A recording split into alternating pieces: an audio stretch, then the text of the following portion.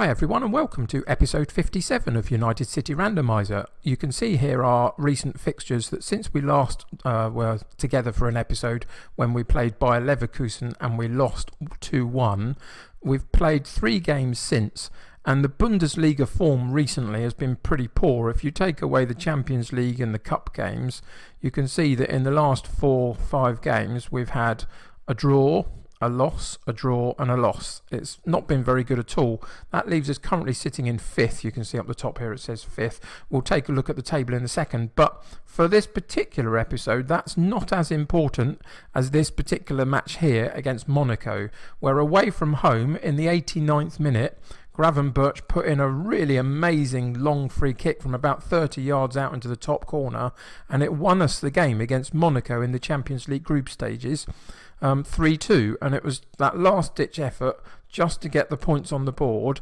which enables us today, our last game against Benfica. Our qualification is in our own hands. Now Benfica are obviously going to be very difficult. There's no guarantees that we're going to pick up points here at all, but on the last day of the group stages, if we win our game or better or equal the result of Monaco, then we will go through to the knockout stages of the Champions League, which is incredible if we can make it. But it's a tough game. As I say, in terms of Bundesliga form, we've dipped a little bit. We're now, 5 points behind the leaders at the moment, who are Mönchengladbach, and we sit in 5th place. We're still in contact with those around us, but so are the couple of teams below us as well. So it's been a bad run of form. I'm not really 100% sure exactly why, but because of it, it made me re-look at my team and who was playing, and I've made a couple of changes in terms of what my now normal starting 11 will be. And today, this is... everybody is fit and healthy in terms of who I want to play, other than Burnich and Bischler's just a bit low in conditioning, so they won't play today. But other than that, everybody's fit, and those two wouldn't fit into my first 11 anyway. So this now is my main 11 that I'm looking to move forward with. And a couple of changes have happened in defence. Horacio has taken the place of Kempf, and Breyer has taken the place of Klunter. Now, Klunter has been on the periphery of our squad for a few years, and isn't quite of the standard I really want, but has a little bit more experience, let's say, than Breyer. So that's why I started the season with him. But now Breyer, his attributes have increased a little bit. And he's just got a better star rating than Klunter now in terms of our squad and how it's made up. And he's 19 years old, so I now want to give him some games and really push him on. You can see the key attributes for how I want him to play and what I want him to do are pretty good. So whilst there are some gaps in terms of some of his mental stats and some of his technical stats, the things that he needs to have, he's got. So that's why he's come into the side at this point. And similarly with Horacio. Horacio has improved over the last couple of months in terms of his stats, attributes have gone up, and you can see he's quite a well-rounded player at 22 now. He's got everything that you need really to play at the level that we're at. And is very decent in terms of, he's got some decent physicals. His mentals are pretty good. The technical areas are good where you need him to be. And so overall, he's been playing very well when he's had the opportunities this season. I play a lot of rotation in my squad anyway, so he has been playing quite regularly, but normally in the second string 11. And now he's gone above Kempf into the top 11, the main 11. Not that Kempf hasn't got some good stats in, not stats are they, they're attributes. The stats are these things down the bottom here.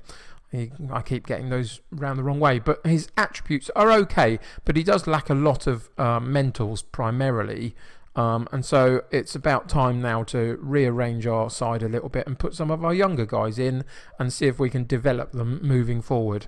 So the team for a really important game against Benfica today is Kabul in goal, Breyer at right back, DiMarco at left back, The new central defensive partnership of Gimba and Horacio, Gomez as the deep-lying playmaker, Siflidis as the central midfield support role, Gravenberch on the Metzaler attacking role, Gundogdu on the right, Obando on the left, and Jovic up top.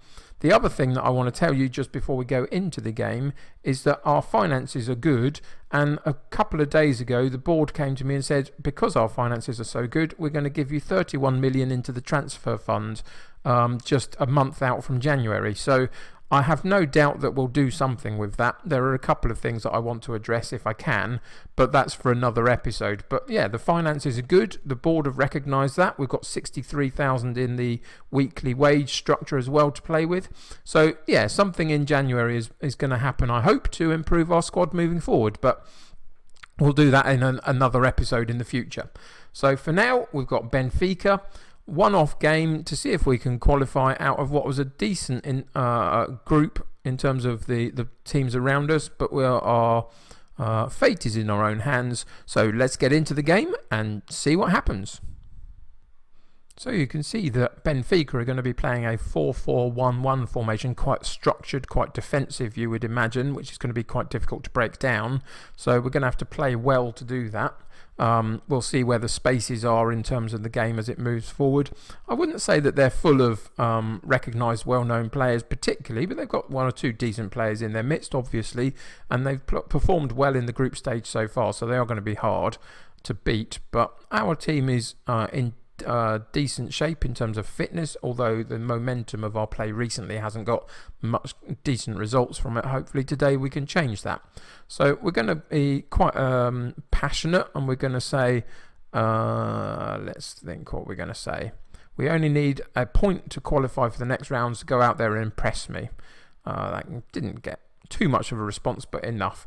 So we're at home, which is really positive, and we get to kick off as well, which we do. We'll see whether it leads to an immediate highlight or not. I suspect possibly not, but we work it down the right hand side with Gundogdu, and he's going all the way through into the area, but eventually they clear the ball and have an opportunity to counter-attack us. It's quite an exciting first few seconds of the game.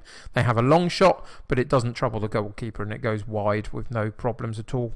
So yeah, a bit back and forth in the early stages. Gravenberch with a corner kick. We have an opportunity there. I'm not sure whether Horacio was the last touch on it to go over the top. We'll find out here, but Siflidis with a header.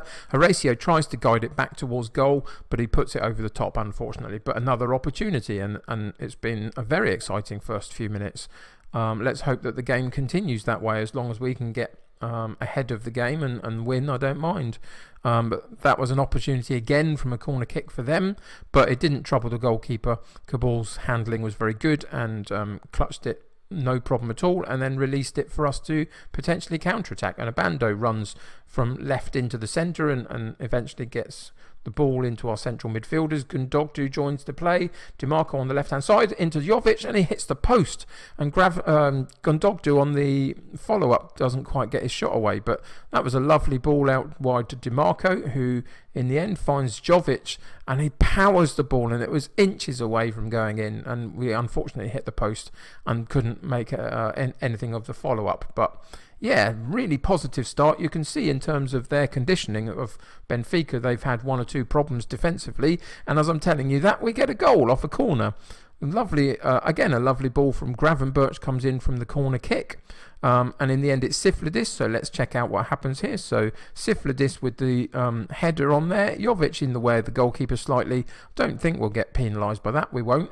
And eventually it goes in the back of the net. But yes, you can see here, this is what I'm talking about. Gabriel for Benfica is low on conditioning. So they got one or two issues to sort out already. And we now find ourselves 1-0 up, which is really positive. You can see that our possession stats are not very good, considering that we're trying to play a controlled possession game. But that's their formation and the system, I think, of their 4-4-1-1. They're playing quite defensive and being able to control the ball a bit more than we are. But our attempts at goal are way in advance of them. So I'm really happy with that. It doesn't matter necessarily how much you have the ball. It matters what you do with it. And so far, so good. So we're going to come back in and we're going to passionately encourage them. Let's see what we can do. You've played well so far, but I know that there's still room for improvement. Let's keep them motivated to move forward. and not think that the job's already been done. So start of the second half, and obviously Benfica kick off the second half, and the highlight ends there. So are we going to get as an interesting and exciting first few minutes of the second half that we had for the first? It doesn't look like it, does it, particularly? It's not been highlight heavy. They've had to replace Gabriel. We saw that he was low in conditioning. So they've also got a couple of others that are pushing towards that now as well, which again is positive for us. Another highlight for Gravenberch on the free kick, and the header comes in from Gimba, I think it was, but he put his header over the top, and that was unfortunate. But another good delivery from Gravenberch. We can see that his deliveries are helping us quite considerably today.